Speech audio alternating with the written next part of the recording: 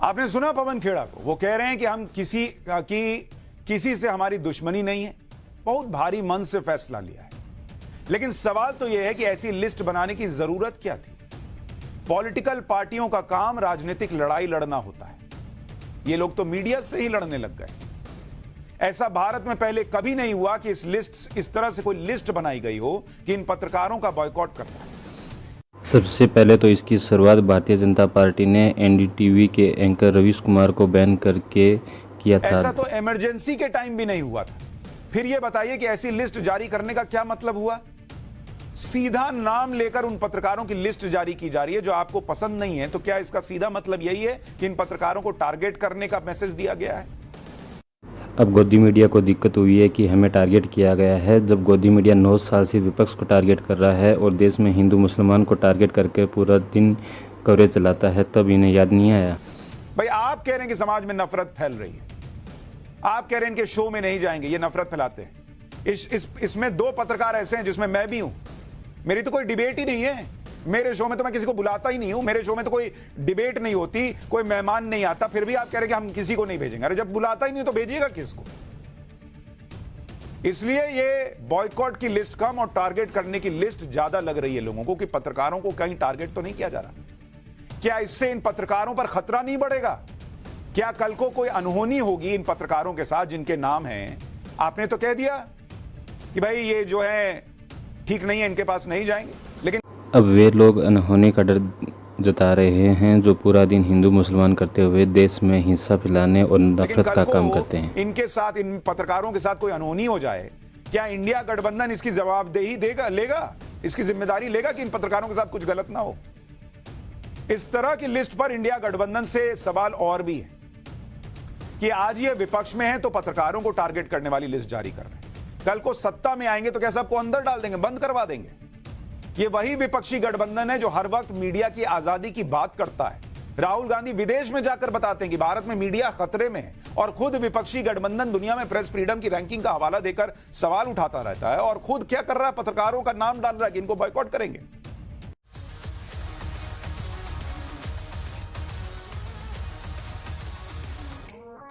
ये जो आपने नौटंकी की है ये बिल्कुल सही साबित होती है कि ये बीजेपी के लिए है, और हम बीजेपी के खिलाफ कुछ भी नहीं बोलेंगे चाहे बीजेपी कुछ भी कर ले।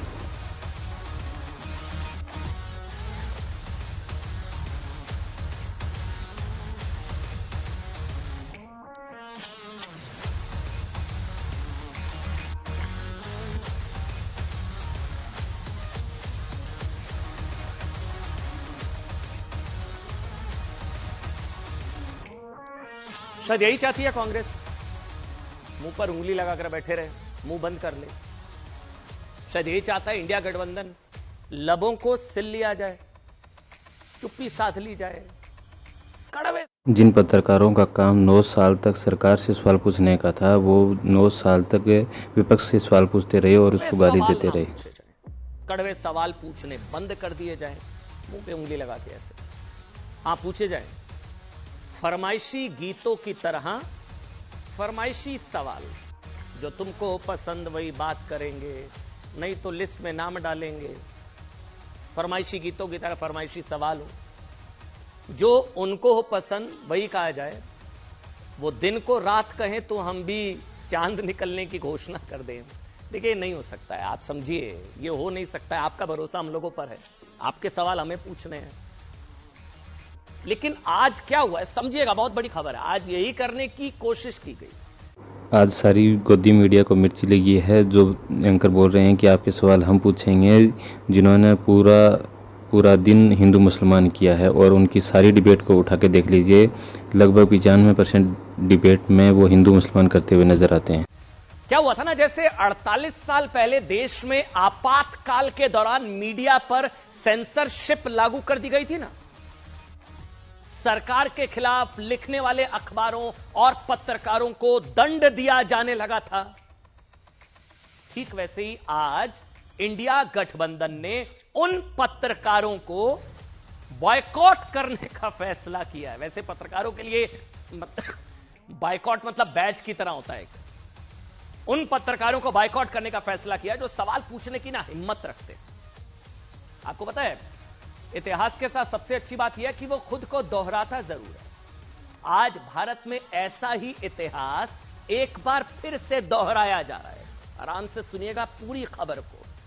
पहली बार आज से 48 साल पहले यानी कि आपातकाल के दौरान कांग्रेस की तत्कालीन सरकार ने भारत की आजाद प्रेस पर सेंसरशिप लागू कर दी थी। अच्छा, जो अखबार सरकार के खिलाफ लिखते थे उन्हें तरह तरह से दंडित करके उनका मुंह बंद कर दिया जाता था। जैसे कांग्रेस हमारा मुंह बंद करने की कोशिश कर रही है, नहीं तो बायकॉट कर देंगे। और जो सरकार के पक्ष में लिखते थे उन्हें इनाम दिया जाता था आपातकाल के दौरान। लेकिन आपको पता है तब देश के लोगों ने कुछ ऐसा किया था कि प्रेस पर सेंसरशिप लगाने वाली तत्कालीन सरकार भी हक्की बक्की रह गई थी। क्या हुआ था?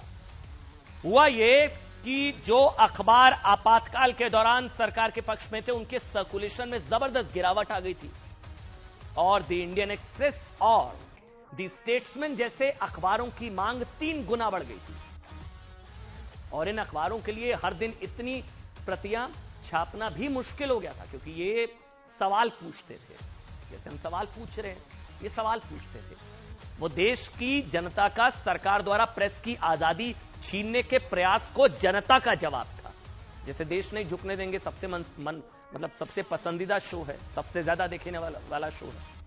तब इंडियन एक्सप्रेस ने आपातकाल लागू होने के 2 दिन बाद 27 जून 1975 को अपना एक संपादकीय कॉलम आपातकाल के विरोध में ऐसे खाली छोड़ दिया था।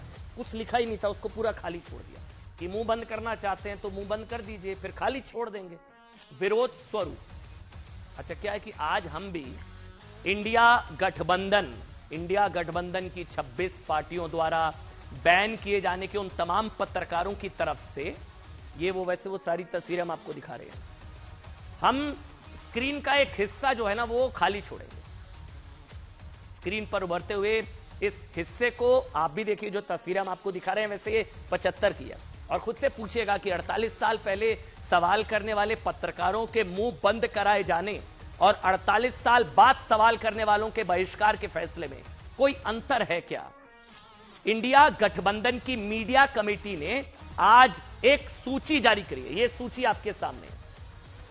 आज एक सूची जारी की है जिनमें वो न्यूज एंकर्स के नाम है जिनके कार्यक्रमों में अब इंडिया गठबंधन का कोई प्रवक्ता या प्रतिनिधि नहीं जाएगा। बॉयकॉट मीडिया का इस लिस्ट में सबसे बड़े नेटवर्क 18 के 3 एंकर्स के नाम है। सबसे ऊपर मेरा नाम है, अमन चोपड़ा। इसके बाद अमीश देवगन, इससे पहले जो शो कर रहे थे आर पार, और CNN न्यूज 18 के एंकर आनंद नरसिम्हन का भी इस लिस्ट में नाम है। इस लिस्ट में नेटवर्क 18 के 3 पत्रकारों के नाम ये बताते हैं कि हमारी पत्रकारिता बिल्कुल सही रास्ते पर है। कठिन सवाल पूछे गए, आगे भी पूछे जाएंगे। और इसको समझिए कि एक पत्रकार के सीने पर बहिष्कार के जो बैज होते हैं ना, वही उसकी सबसे बड़ी कमाई होती है, बैज ऑफ ऑनर। मतलब मीठे सवाल पूछकर ये बाइकॉट लिस्ट से बाहर नाम करने से अच्छा है कड़वे सवाल पूछे जाए, जनता के सवाल। और हमें लगता है कि हम इस मामले में बहुत धनवान हैं।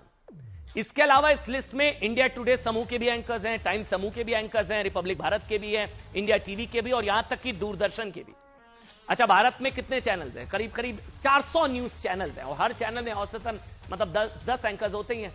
इस हिसाब से देश में 4000 न्यूज एंकर्स तो हैं और उनमें से 14 पत्रकारों का नाम इंडिया गठबंधन ने अपनी बहिष्कार वाली सूची में डाला है।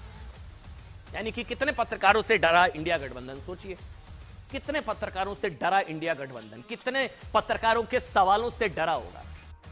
0.3% पत्रकार ऐसे हैं जिनके सवालों से इंडिया गठबंधन थर-थर कांप रहा है। इंडिया गठबंधन को उनके सवाल चुभ रहे हैं। आप सोचिए, जिस देश में 4000 से भी ज्यादा न्यूज एंकर हैं, उनमें से सिर्फ 14 को चुने जाने का क्या मतलब है? इसका मतलब यह है कि इन एंकर्स के कड़वे सवाल इंडिया गठबंधन के नेताओं से बर्दाश्त नहीं होते। विपक्ष की 28 पार्टियों के निशाने पर ये 14 एंकर्स हैं। अभी समझिए विपक्ष में है तो ये लिस्ट बाइकॉट वाली अभी जारी हुई, आगे पता नहीं क्या होगा। लेकिन आज 14 सितंबर है, आज ही के दिन हिंदी दिवस मनाया जाता है।